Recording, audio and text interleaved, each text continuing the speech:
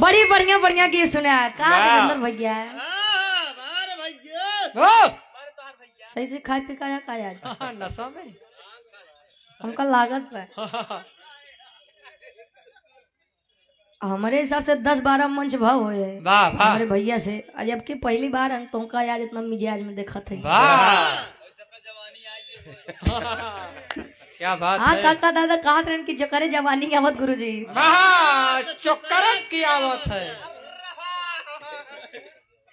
बा हम कहे देखा गवैयन के आशीर्वाद बड़ा लागत है वाह हमरे मंजिल भैया कहन गवैया और हिजड़ा एक ही जैसे होते हिजड़ा जे का आशीर्वाद दे दे तो कर बनी जाए अगर अभिशाप और बदुआ दे दे तो कर बिगड़े छोड़ बने वाला है नहीं बा गवैयो अगर आशीर्वाद दे दे तो ठीक बा नहीं तो एक जैसे कहन एक नाई कहन भैया पहले सुनो करा धुनो करा तब गुना करा गुना तब धुना मार छापे पड़ा मैंने जिसकी मार लिया डिप्टी कलेक्टर हो गया बतावत है इनकी अच्छा अगर गवैया हिजड़ा है तो का तू लोग भड़ुआ और हिजड़ा में अंतर का होता अरे भड़ुआ जन ढोल बजावत बा जौन बजावत है कौन कलाकार नहीं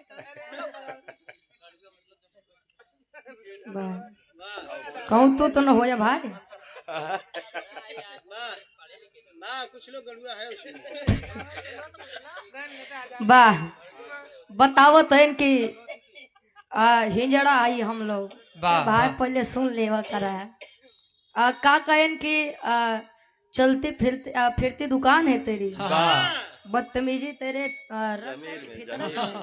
जमीर में है अरे जी बहादुर भी हमारे बदतमीजी देखे कहाँ तू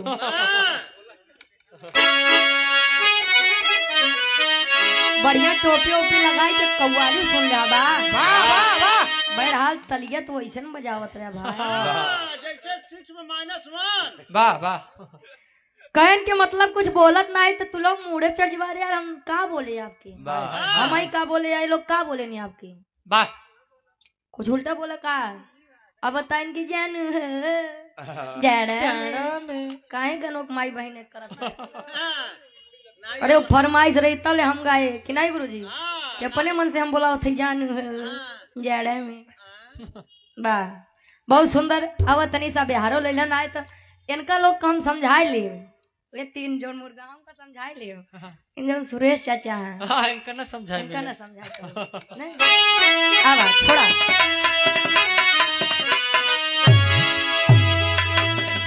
अरे बारी अब मेरी है अब बारी हमार बात भैया अब बारी हमार बा अरे बारी अब मेरी है अब हम भी आवाज करेंगे अरे तो रुतबा पहले से आगे का आगाज करेंगे शेरनी चुपचाप बैठी है तो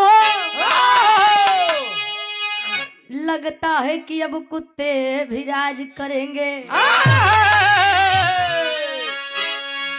जमीर मेरे बदतमीजी मेरे जमीर में है गुरुजी तो क्यों खेल रहा है तुम मेरे अब जज्बातों से तेरी लकीर मिटा दूं मैं इन हाथों से क्यों कर रहा है बेवकूफी मुझसे तू लगता है मानेगा बेटा तू लात खाके उसी मालिक ने तुमको और मुझको बनाया है धीरे धीरे बचपना जवानी और बुढ़ापा है और कहते हैं आप कि हम जवान हो रहे हैं तो कैसे तू मुझे कह रहा है कि धीरे धीरे जवान हो रही हूँ मैं तो क्या तेरी माँ बहन ने 5 फीट का बच्चा नहीं जन्माया है बिना जवानी क्या करे लड़कियां जन्म लेते है कि देखा था लड़किया में कि बढ़ौती में जाते हैं एक बात और कहा हम देखा मुझे नहीं कहते हंस के आप लोग आग मत लगाया हमारे बड़का भैया ना मुझका बड़ा मानी थे बहुत मानित है इतना मानित कि अब हम का बताई करना मानस है चाहते हैं भाई कहे अरे अपनी दशा सोच कर अब मजबूर हो गए, अभी कुछ हुए भी नहीं और गुरूर हो गए। अरे तो पहले ठीक ठाक थे आप, ई आप बदेबा, बाकी सब नहीं रान, ई खास कर आप बदेबा। अरे तो पहले ठीक ठाक थे आप, कब से इतना बेसहूर हो गए। पहली बार देखे भाई बिन कहे न कुछ सुने पाई गए आज हम। जा मंजीत भाई जा बोला करा भाई तो समझाई देवो करा कि हमार मतलब का बा। एक लाइन कहन ओ दीवानी तू मस्तानी, ओ दीवाने तू मस्ताने, ओ दीवाने तू मस्ताने, ओ दीवाने तू मस्ताने। मुझसे उलझना तू क्या जाने, मुझसे उलझना तू क्या जाने, मुझसे उलझना तू क्या जाने। ओ दीवाने तू मस्ताने, मुझसे उलझना तू क्या जाने।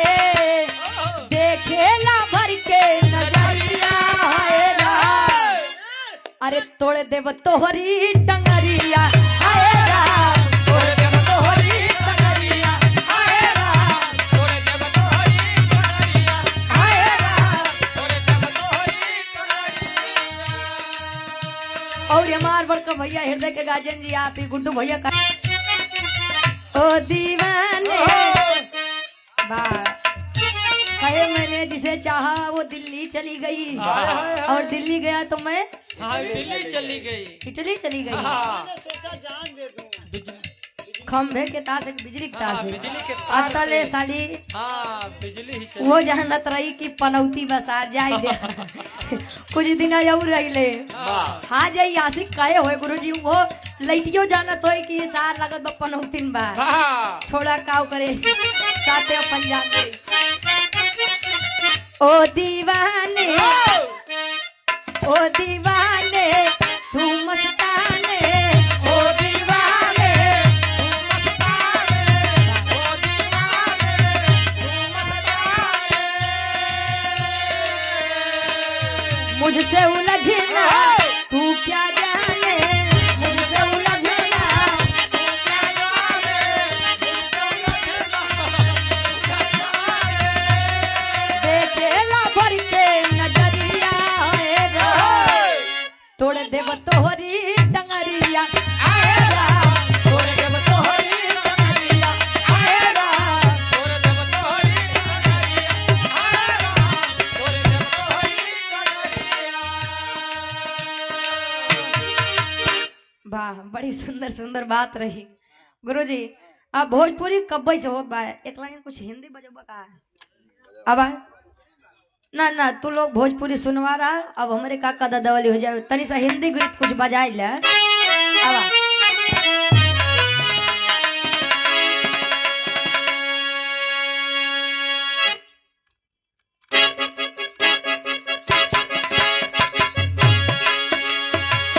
क्या बात है वाह।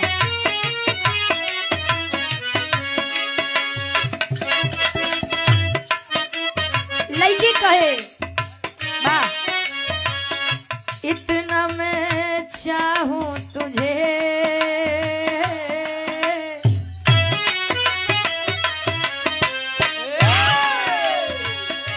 इतना मैं चाहूं तुझे। ए देवेंद्र भैया हाय हाय बड़ा मानी थी आपको। हाय अरे इतना मैं चाहूं तुझे, कोई किसी को न चाहे, इतना मैं चाहूं तुझे। भैया कैसे बढ़ाएगा? हेलो उठावा भाई, हेलो हेलो और बढ़ावा, हेलो वाह। कोई किसी को न चाहे, तू भी मुझसे प्यार करे, तू भी मुझसे प्यार करे। काश वो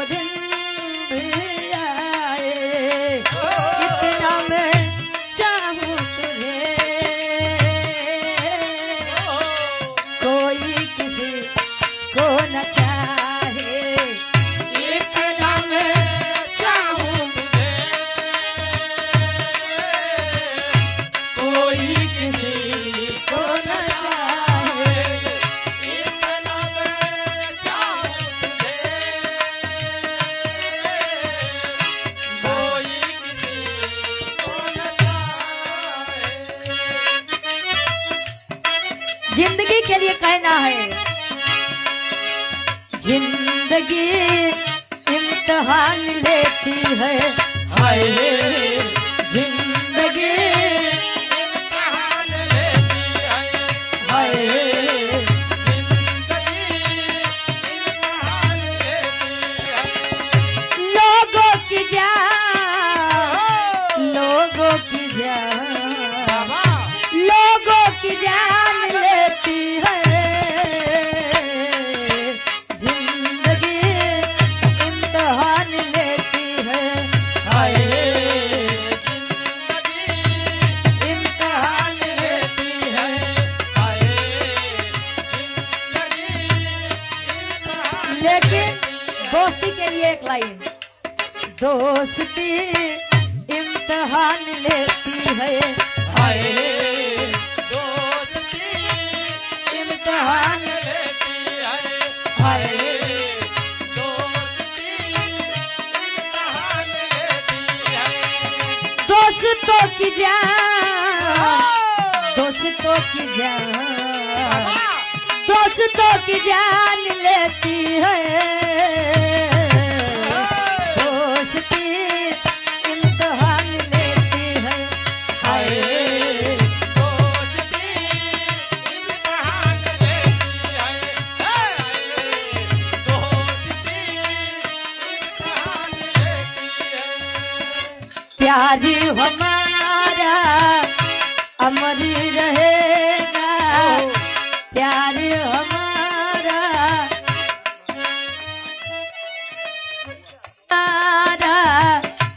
अमर रहेगा, याद करेगा जहां, प्यार हमारा हमारे रहेगा, याद करेगा जहां, प्यार हमारा हमारे रहेगा, याद करेगा जहां।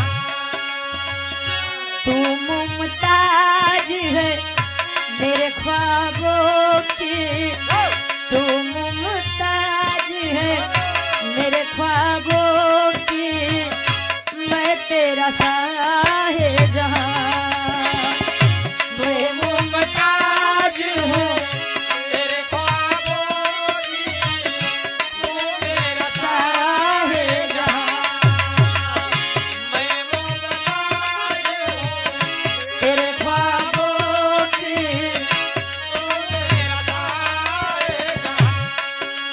आ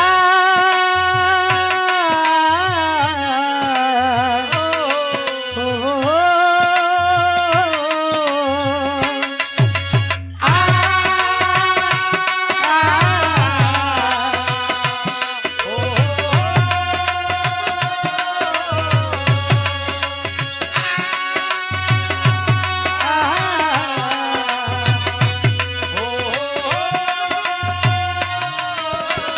तारीफ करे लड़का पहले खूबसूरती के बखानो बड़ा अलग मिजाज में हो, कहे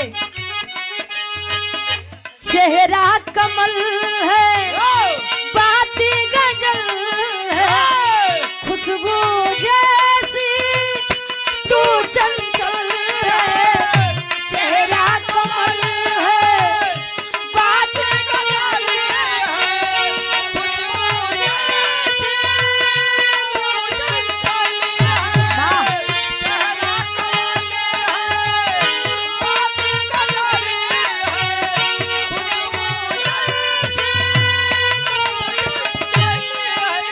देवेंद्र भैया तेरा बदन है, उ लइका लइकिया से कहे, नहीं तो अच्छे भाई अपने पलैले बा तब की बड़ी जमात हो गई, कहे तेरा बदन है संगे मरमर, तू एक जिंदा ताजमहल है, तेरा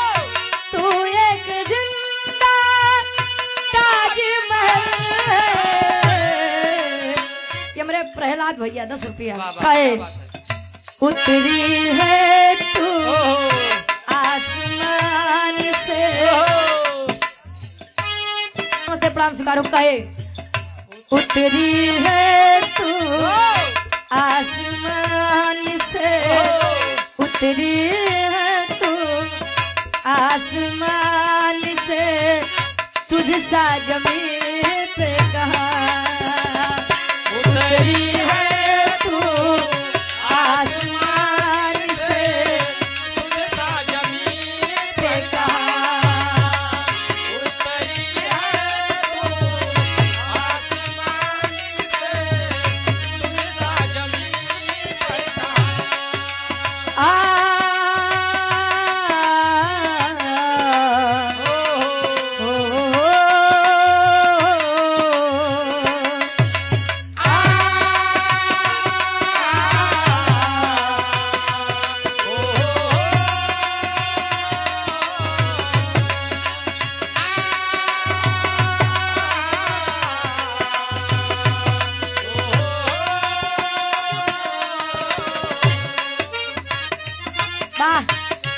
सैया ले गई जिया तेरी पहली नजर सैया ले गई जिया तेरी पहली नजर सैया ले गई जिया तेरी पहली नजर।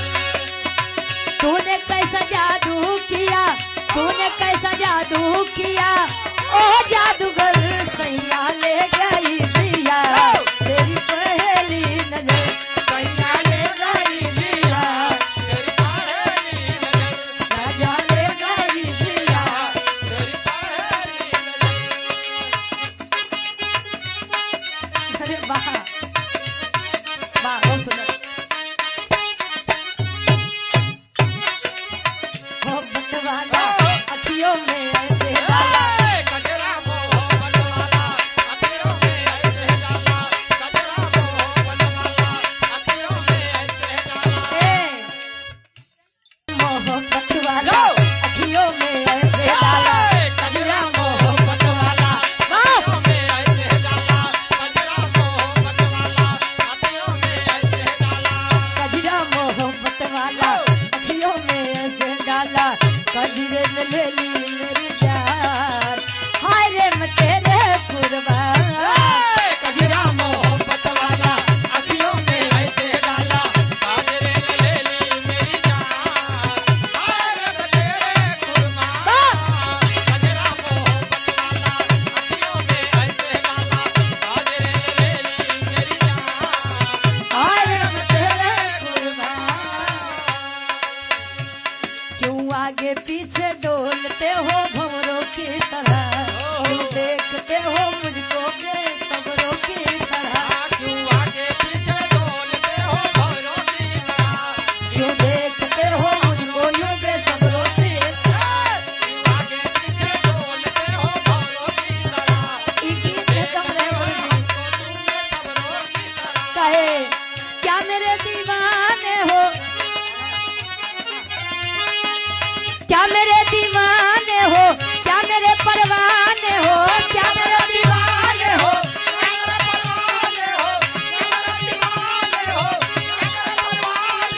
क्या मेरे दीवाने हो क्या कोई परवाने हो क्या हम क्या है मुझसे इतना कह दो जी जरा दादा क्यों आगे पीछे डोलते हो भंवरों की तरह क्यों देखते हो मुझको बेसब्रों की तरह क्यों आगे पीछे डोलते हो भौरों की तरह क्यों देखते हो मुझको बेसब्रों की तरह क्यों आगे पीछे डोलते हो भौरों की तरह क्यों देखते हो हमको बेसब्रों की तरह। और ये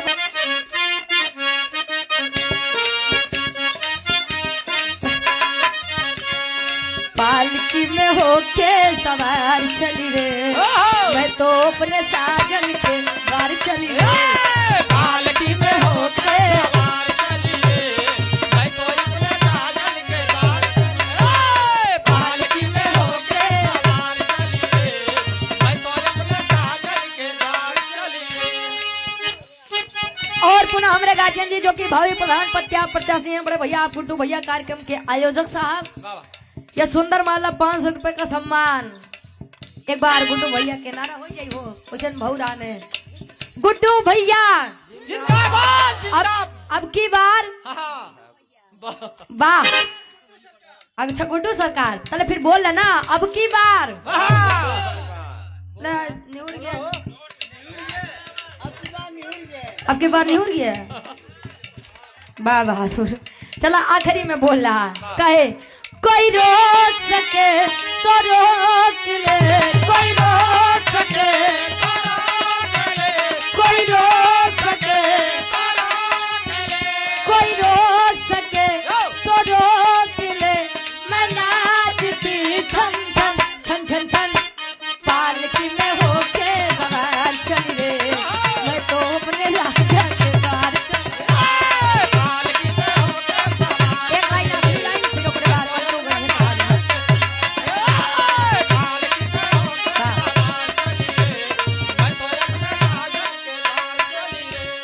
फूल गुलाब का, फूल गुलाब का, लाखों में हजारों में एक चेहरा जनाब का। फूल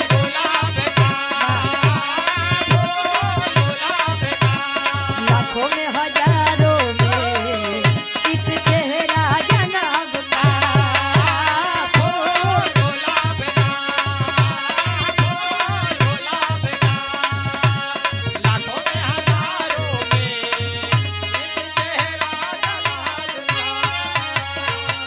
अच्छा हाय हाय हाय। अगू को बेचारा अगर दुल्ही दिखाई दे हाँ आए बढ़िया दुल्हा बा तो ठीक बा, अगर नलायक निकलिए तब हाँ गुआ खिया पर चला जाइए। कहा जान हमारे बिटिया के किस्मत फूट गए। वाह। हमारा फूल जैसे बिटिया हाँ। नाजुक से बिटिया। हाय हाय हाय। कोयला खदान में झोंक दे है। वाह हमारा दुल्हा ठीक बा और दुल्ही नलायक निकलिए तब माई बाबू सोचत है रे यार ऐसी नहीं के कर बियाह करे न हो तो कम से कम चैन से एक रोटी खाए तो पाई। वाह। जब सही आए बटे तब से देखा था हमारे बन नरक की बा, निकुरन चना चबवाए दे बा। निकुरक चना चबवा दिए बा। बा काहे ऐसे नहीं तो हम अपने बेटों को बियाह न करे, जब से हुआ बा तब से वही पीछे पीछे परेशान है। वाह ये बड़े मंदिर बियाह ना करता। हाँ वो बड़े हमने देवेंद्रो भैया नहीं करता है, कहीं जान लग सब जने मोह मायम तो परेशान है। बा बा भैया ये बड़े वैसे सही बात बा कि कहूँ कहूँ अगुओ लहान बढ़िया बैठाई देते। वाह वाह। अगुआ बेचारे झूठे बदनाम आ, जौने दिन सास ससुर दमादे के बेटो मान ले और जौने दिन सास ससुर पतोह को बिटिया मान ले वह दिन से जान लो कुल झंझट खत्म। लोग कहने को कह देते हैं कि हम पतोह को अपने बिटिया जैसे मानी थी। हाँ, बिटिया 7 बजे सोए उठ जाए तो कोई कुछ ना, लेकिन अगर पतोह 5 बजे सोए उठे तो देखा है जवन गाड़ी गरौ जो है पूछा मत। तो पहले अपन देखा फिर बाद में बताया कि हमारे पतोह ये बड़ी दुष्टी बा। वाह वाह। अब बाहर देते भाई वहां से अब उनका रिलाई हो जाए फिर बंद हो।